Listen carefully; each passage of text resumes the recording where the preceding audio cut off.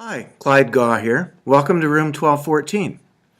Today we're going to do some pottery making, and I've got some clay and some household items we can use as clay tools, and we're going to do a little experiment right now with one of the earliest known forms of art, and that's pinch pots. So let's get right down to it. Here we go.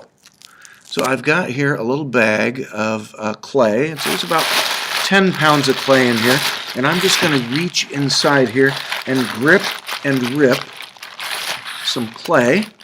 Oh, I got to grab that out, just rip it right out of there. And let me see, I'll get some more. Oh, this is nice soft clay. The great thing about clay is look at how soft that is. Oh my gosh.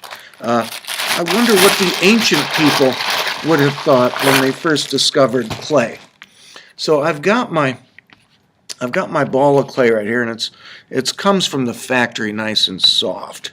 And if I were to go down to the creek and harvest some, oh my goodness, I'd have to spend time drying it out and refining it and doing a bunch of processing to make it usable again. So I'm just going to buy a bag from the store and use the store-bought clay. It's much easier for me to do it that way. But if I were to go down to the creek, I could certainly harvest some clay down there, mine some clay, and use it. But that's not what we're going to do today. We're just going to use some store-bought clay. So I've got my little ball of clay. You see me working it like this. And I'm ready now to start shaping it into a pinch pot. So I take my thumbs. I could take one thumb, I could take two thumbs, and I can stick them right in that ball of clay. Look what I just did to it. That thing's got a big old hole inside there. So I'm going to work these edges. And the thing about pottery making is you want the walls to be even. Now that's not to say that they couldn't be uneven. I'm sure that some ancient potters out there made a lot of uneven pots, but from a strength perspective and from a aesthetic perspective, you want your pottery to have nice even walls. You can see I'm working my thumbs inside the vessel, inside the space, and with my index fingers and my other fingers I'm squeezing, but now I'm going to do a little bit more of a push on the bottom, and I'm trying to create some vertical height to this pot, and I want to make it bowl size, the same size of bowl I could eat my cereal in. So here I go, I'm working this pot. And it's interesting, they found shards of pottery in Czechoslovakia that after they carbon-14 dated them, they were found to be 30,000 years old. I think that's fascinating. And they found pottery here in North America.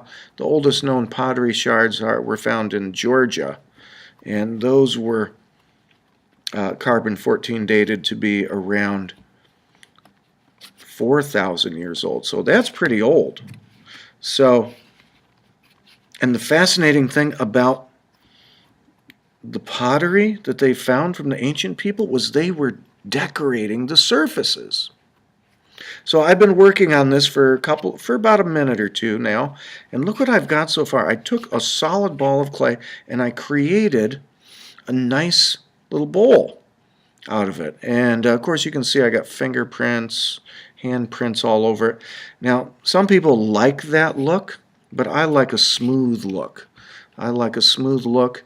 Like if we were to look at this pot, this has a nice smooth look to it. And so this is more of the kind of surface that I'm after. So if I take my little special tool, look at this.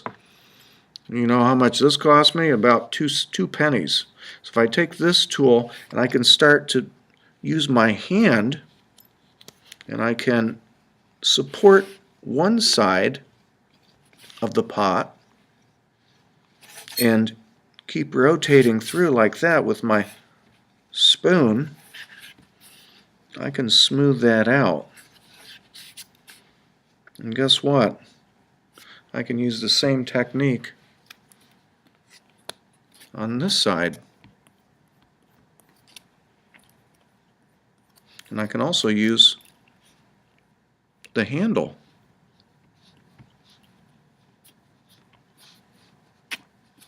So I can keep working that. And oh, look at that nice smooth surface. Wow. Now we're getting somewhere.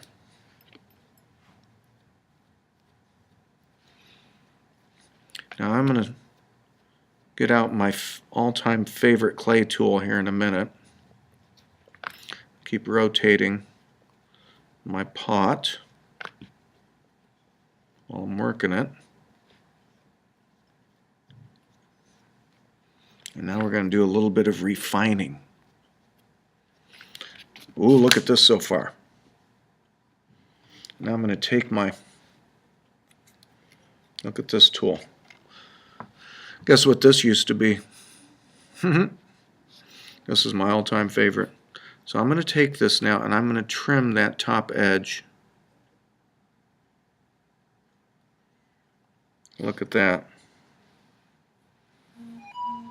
Now isn't that, oh look at that. Doesn't that look a lot nicer with that nice edge right there? So I'll finish cutting that. Now we're getting somewhere. Oh, look at that beautiful edge, beautiful surface. A nice contrast between the nice clean edge here with the rounded interior. Now we're getting somewhere. So I'm going to move that off to the side. So what I can do now is continue to decorate, and I could, now the ancient people, they would have taken their tools. Look, I'm going to use this one. They would have taken their tools or found objects and they would have just imprinted them for decoration. Look at that pattern.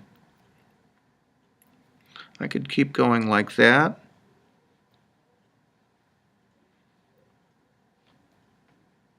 Keep working that on there like that. I could also just draw directly into the clay surface. I could draw right into it. Here I go. All right. I can draw on the outside. I can draw on the inside. Look at this.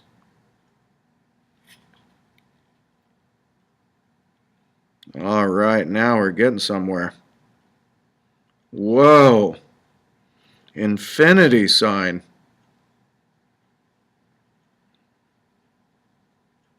Wow. Now, I don't like that, so I'm just going to smooth that out.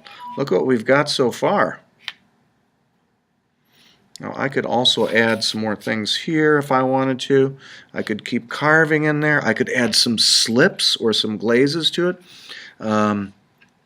I could do all kinds of things, exploring the surface designs and maybe adding some other things to it. I could even make a lid. Look what else I could do to it. I could make a lid, and we could store different kinds of precious commodities in here, maybe seeds or jewelry. The ancient people would have used seed that they needed to plant for the spring planting, or maybe put other kinds of foodstuffs or perishables inside there.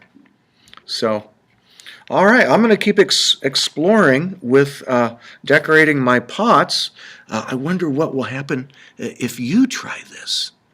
All right, this is Clyde Gaw signing off in room 1214, wishing you all the best. We'll see you next time. Bye-bye.